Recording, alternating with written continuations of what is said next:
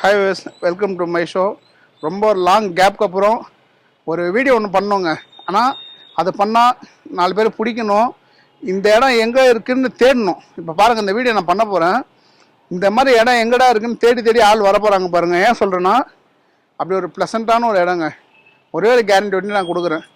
Just one time இங்கே வந்து பார்த்துட்டிங்கன்னா நெக்ஸ்ட்டு நீங்கள் இங்கேருந்து போகிறதுக்கு உங்கள் மனசு வராது. ஏன் வராதுன்னா, இயற்கையோட ஒன்றி போயிடுங்க. ஒன்றும் இல்லைங்க, ஒரு அழகான ஒரு பொக்கிஷமாக இருக்கிற இடம் தாங்க. இந்த ஓல்டு ஆன்டிக் பீஸ் தான் இருக்குது இல்லையா, அந்த ஒரு ஷாப்புக்கு தான் வந்திருக்கேன். ஷாப் பேர் உங்களுக்கு சொல்கிறேன், எல்லாமே உங்களுக்கு டீட்டெயிலாக நான் சொல்கிறேன். உள்ளே வந்து பாருங்கள். ஃபஸ்ட்டு இந்த அழகான ஒரு கலைநயமாக இருக்குது பாருங்கள். ஃபுல்லாக இதெல்லாம் வடிவமைச்ச அவர் ஒருத்தர் இருக்காருங்க. அவரை நான் காட்டுறேன் உங்களுக்கு. அதுக்கப்புறம் பார்த்தீங்கன்னா உள்ளே போயிட்டு என்னென்ன ஆன்டிக் பீஸ் தான் இருக்குது, என்னென்ன சூப்பராக இருக்குது, என்ன இது எவ்வளோ வருஷம், இதெல்லாம் உங்களுக்கு டீட்டெயிலாக உங்களுக்கு காட்டுறேன். ஆனால் ஜஸ்ட்டு ஒன் டைம் வந்துட்டிங்கன்னா இந்த அட்மாஸ்பியரே உங்களுக்கு போக விடாதுங்க. ஏன்னா அவ்வளோ இங்கே மரங்கள்லாம் நிறையா இருக்குங்க.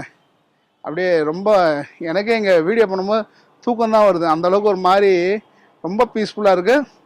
கார்னரில் இருக்குங்க. இது எங்கன்னா அரும்பாக்கம் மெட்ரோ ஸ்டேஷன் இருக்குது இல்லையா, அங்கே இருக்கு பாருங்கள். மெட்ரோ ரயில் அங்கே போகுது பாருங்கள்.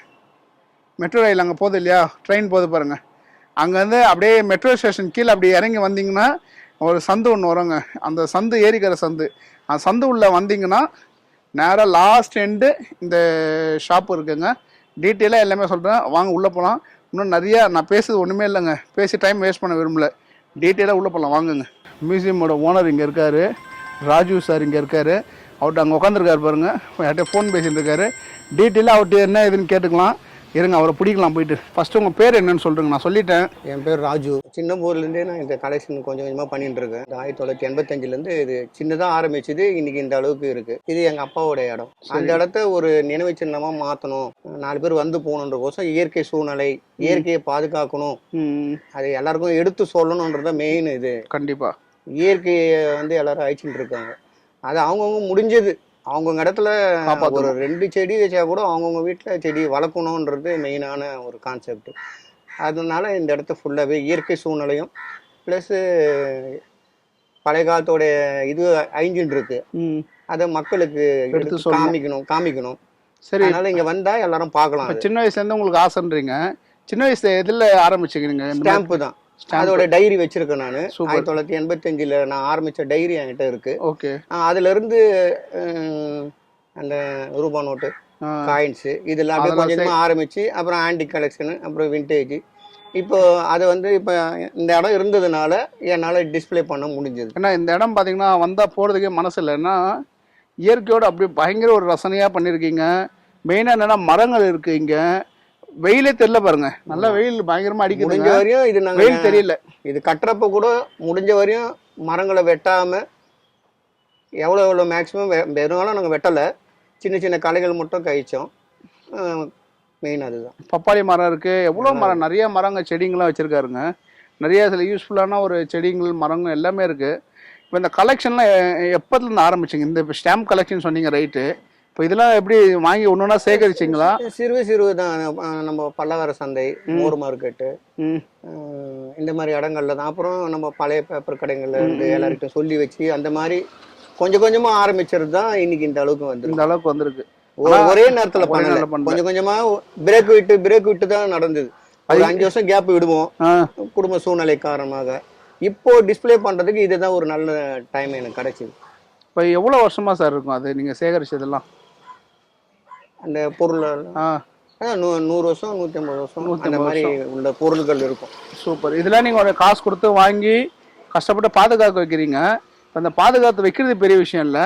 அதை பார்த்தோன்னே இப்போ யாருன்னா கேட்குறாங்க, இப்போ சேல்ஸுக்கு அந்த மாதிரிலாம் கொடுப்பீங்களா? அரேஞ்ச் பண்ணி தரலாம். ஆனால் உங்கள்கிட்ட இருக்கிறத கொடுக்க மாட்டீங்க. என்கிட்ட இருக்கிறது தர மாட்டோம். பாருங்க, அரேஞ்ச் பண்ணி தரலாம். அரேஞ்ச் பண்ணி தருவீங்க. ஏன்னா நம்மளுக்கு பொருள் கிடைக்கிறதே ரொம்ப கஷ்டம். ஏன்னா நிறைய பொருள் அழிஞ்சிடுச்சு. சரி, எங்களை மாதிரி இருக்கிற கலெக்ஷன் ஆளுகிட்ட தான் இப்போ இந்த மாதிரி இருக்கு. சரி, இப்போ உங்க மியூசியம் வந்து ஏன் பார்க்க வரணும்னு நீங்க நினைக்கிறீங்க? கண்டிப்பா வந்து பழைய பொருள் எதுவுமே இல்லை. இப்போ யாருக்கும் தெரிய மாட்டேங்குது. பழைய காலத்து பொருள் இப்படிதான், இதுக்கு முன்னாடி முன்னோர்கள் இப்படிதான் யூஸ் பண்ணாங்கன்ற விஷயம் வந்து இப்போ யாருக்கும் தெரியல. அதை வந்து இங்க வந்து பார்த்தாதான் 100 வருஷத்துக்கு முன்னாடி எல்லாம் இப்படிதான் யூஸ் பண்ணாங்க. ஒரு 50 வருஷத்துக்கு முன்னாடி இருந்த பொருள் இப்போ இல்லை. அப்போ இப்போ இருக்கிற ஒரு 25 வயசு இருக்கிற பசங்களுக்கு வந்து அந்த பொருள் தெரியாது. அதனால இங்க வந்தோம்னா எல்லா வயதினர்கள் தெரியும், உள்ளவர்கள் எல்லாருக்கும் தெரியும். பார்க்கலாம், வந்து பார்க்கலாம். நான் இது இவர்கிட்ட கேட்டுட்டேன், முடிஞ்சிருச்சுங்க. அடுத்த இவர் வச்சிருக்க அந்த செடி கலெக்ஷனை காட்டுறேன். செடி கலெக்ஷனை பார்த்துட்டு செகண்ட் எபிசோடில் பார்த்தீங்கன்னா உள்ளே இவர் வச்சிருக்க அந்த கலெக்ஷன்ஸ்லாம் இருக்குங்க. சூப்பர் கலெக்ஷன்லாம் இருக்குது. அதெல்லாம் உங்களுக்கு ஒன்று ஒன்றா காட்டுறேன். ஃபஸ்ட்டு இங்கே இருக்க செடி, இந்த மாட்டு வண்டி சக்கரம்லாம் இருக்குங்க. இதெல்லாம் காட்டுறேன் உங்களுக்கு. ரொம்ப இன்ட்ரெஸ்டிங்காக இருக்கும். செடி ஏன் காட்டுறேன்னா, இந்த இடத்துல இப்படி ஒரு பிரமிப்பாக இருக்குங்க. எனக்கு பார்க்கவே ரொம்ப ஆச்சரியமாக இருந்தது. வெயிட் பண்ணுங்க, செடியெல்லாம் காட்டுறேன் பாருங்க, வாங்க. இது மணி பிளான்ட்டு, சூப்பர். இது வெத்தலை, இது வந்து நொச்சி மரம்னு சொல்லுவாங்க. நொச்சி மரம். இது நீங்க நார்மலா ஒரு கலையை கட் பண்ணி வச்சாலே வந்துடும்.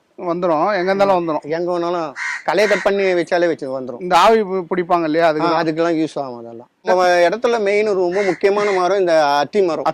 அத்தி மரம் பாருங்க, எவ்வளவு அழகா பெருசா இருக்கு பாருங்க. இயற்கையே கடவுள்னு வச்சிருக்காரு பாருங்க. அதே மாதிரி புத்தர் சிலை பாருங்க, எவ்வளவு அழகா இருக்கு பாருங்க. அது கருங்கல்லா சார் இது மேல? ஆமா, கருங்கல். மகாபலிபுரம் ரெண்டு விஷயம். இந்த லைட்லாம் என்ன சார், இதெல்லாம் எங்க பிடிச்சிங்க? இதெல்லாம் எல்லாம் ஆன்டி கலெக்ஷன்ல வாங்கிட்டு நானே செட் பண்ணது தான். இது ஒரிஜினல் இது கிடையாது, நம்மளே செட் பண்ணது தான். அந்த பழைய இல்லாம கிடைச்சது, பழைய காலத்துல மாடல் மாதிரி. ஆமா, முடிஞ்ச வரையும் நம்ம பண்ணிருக்கிறோம். அந்த மாதிரி சூப்பரா எல்லாமே ரீகண்டிஷன் பண்ணாதான் நம்மளால பண்ண முடியும். இந்த மணி பிளான்ட்லாம் வந்து ஆரம்பிச்சு ஒன்னொன்னா ஆரம்பிச்சு நெல்லிக்காய் மரம் வச்சு. நெல்லிக்காய் மரம் எங்க சார்? இந்த பக்கம் இருக்கு.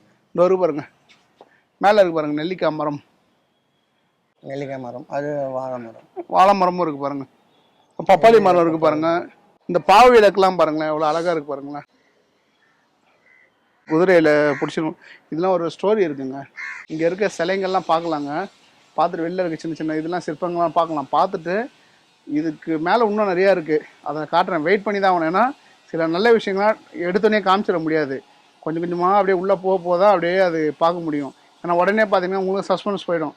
சஸ்பென்ஸாகவே பாருங்கள், ரொம்ப சூப்பராக இருக்குங்க. வெயிட் பண்ணி வாட்ச் பண்ணி பாருங்கள்.